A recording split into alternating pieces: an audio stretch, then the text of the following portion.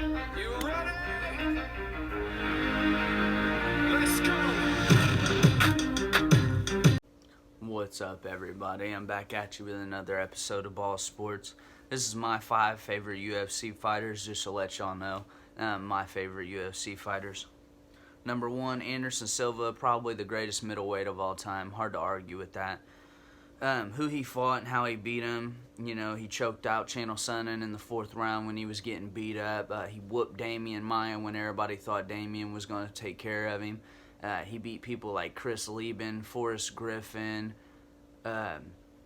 There's just been a lot of victories that he's had. The title defense, I think he won 16 fights straight before somebody took him out. Anderson Silva was a GOAT, and he beat a lot of people in his prime, a lot of notable people too. The unorthodox style of fighting, he mixed a lot of Muay Thai, Wing Chun, Brazilian Jiu-Jitsu, a lot of things that weren't really notable for being successful in the ring at the time. He kind of mixed them all together and made him successful, which nobody has really mixed all of those styles like that to this day besides somebody like, you could argue, Israel Adesanya or somebody like that. Humble outside the ring, but he was real disrespectful in the inside. He'd put his hands down and let you punch him in the face and just eat him. If you ever seen the Damian Maia fight, Anderson Silva versus Damian Maia, he just disrespected Maia the whole time.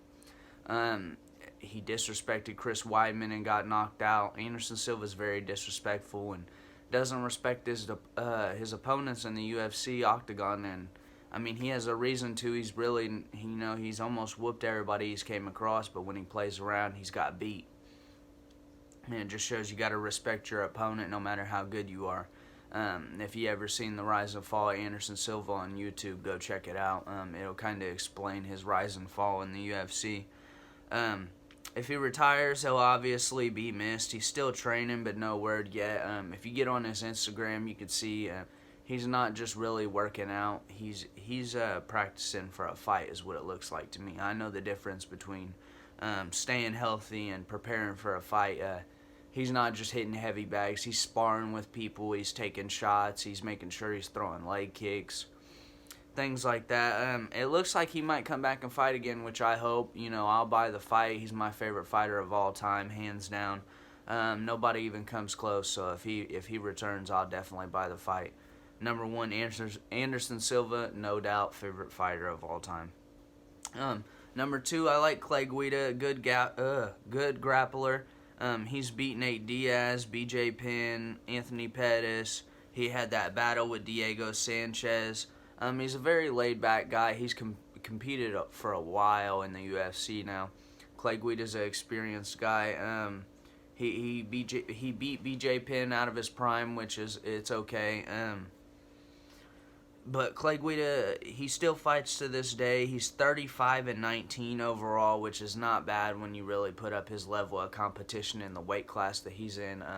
I'm surprised he hasn't got more title shots or more chances to be an actual star in the UFC. And we'll see if he has a kind of like a Masvidal effect, where he gets successful and notable later on in his career, and people will really start to give him the appreciation he deserves.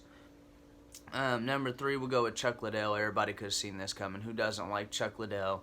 The Iceman, he wore the ice shorts, had the crazy mohawk with the tattoos on his head.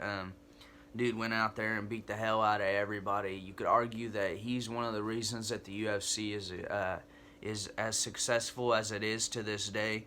Him and Tito and their rivalry just kind of put things on the map. I loved watching him whoop Tito, by the way. It was awesome. He beat almost everyone in the division once, even if they came back and beat him. He beat them almost once, and when they beat him, he was later on in his career. Chuck Liddell, champ multiple times. He had a fight in 2018 with Tito, but Liddell's retired. That fight wasn't even supposed to happen. It was hosted by Oscar De La Hoya, a guy who's known for being a nut and scheduling crazy-ass events like that. Liddell was not supposed to be fighting at the age he was. It was kind of a health concern that he did, and you could see within the first few minutes that Liddell wasn't prepared to be out there fighting anymore. Tito whooped him as fast as he could. Liddell took shots while he was knocked out. And at 48 years old, Liddell really needs to stay out of the octagon, and that fight should have never happened. But number 3, Chuck Liddell, he whooped everybody, and everybody loves Chuck Liddell. Number 4 is Rashad Evans. The punching power. I always remember him knocking out Liddell. I was a Liddell fan at the time. When he knocked out Liddell, I was like, man, this guy's got some power. He was backing up. He was backing up off of Chuck Liddell the whole fight and caught him with an overhand right and knocked Liddell completely out, which was crazy. He's also a legend, former champ also, polite guy that doesn't talk. He doesn't talk too much crap to people besides Rampage Jackson. That's really the only guy that I've really seen that he hasn't liked. Their episode or their season of The Ultimate Fighter was one to watch.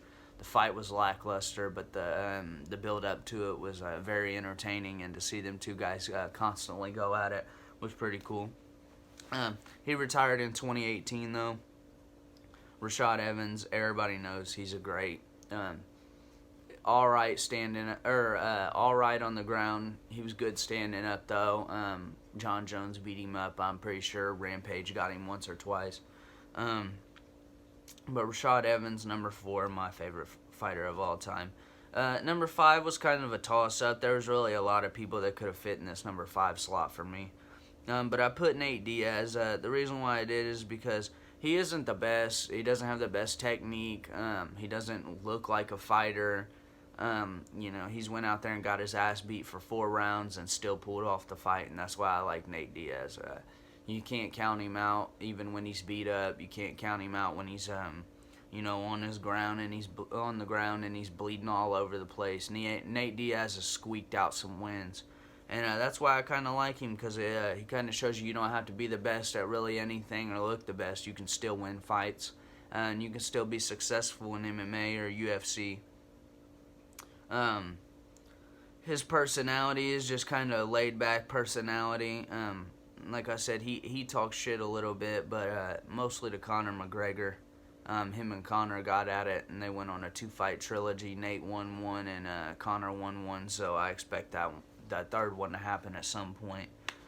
But the loss, he just had a loss against Jorge Masvidal. Masvidal beat the hell out of him.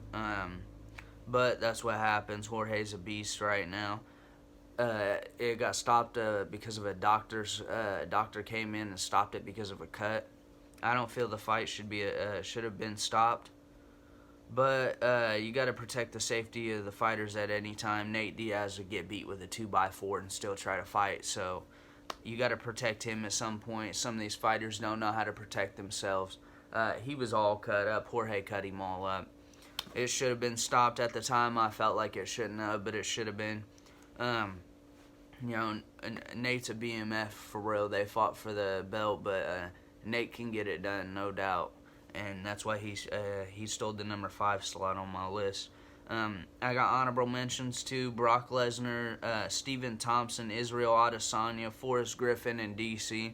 All these guys are great fighters. Brock Lesnar, little disrespectful, kind of came in as a WWE guy. At the time, I kind of liked it. I don't like how he was given the opportunity to be a champion so soon and things like that. Excellent wrestler, came in and beat the hell out of some people. He got popped for steroids once or twice, I know, which is kind of unfortunate. Brock Lesnar, though, one of my favorite fighters. Stephen Thompson, I recently became a fan of Stephen Thompson, honestly. The kickboxing of his and, his stance and how he fights is just amazing to me. The kickboxing is on a different level. His ability to throw leg kicks and punches and things like that. Stephen Thompson's on a different level. Israel Adesanya, he could have fit in this 5th slot and I'd have been fine with it. Israel's a great competitor, too. Similar to Anderson Silva, he relies on head movement and head kicks. Kind of a clinch fighter and striker less than a ground game. Israel doesn't have a good ground game. He has a don't go to the ground game, which means it's hard to take him down. Israel isn't known for getting slammed or anything like that. Currently undefeated. Forrest Griffin, he was just a dog. He'd step in there with anybody at any weight class if it came down to it. And Forrest Griffin would get in there and fight. That's why he was one of my favorite fighters, just a dog willing to fight anybody. And DC, I loved the wrestling. I loved that him and John Jones went at it, and they had a good two-fight trilogy, or two-fight. It was interesting. John Jones got the better of him, but besides John Jones, DC was the best heavyweight for a long period of time now. I know he's retired, but DC fits onto my notable list too. He's another one that could have stole that fifth slot from Nate, and it wouldn't have been that bad. But this has been my 5 favorite fighters. Make sure you guys leave a comment, like the video. Let me know if I left anybody out. Make sure you keep watching the videos, guys. I'm trying to publish more, keep content going, and let me know how the videos are going and the graphics and everything. I appreciate you guys.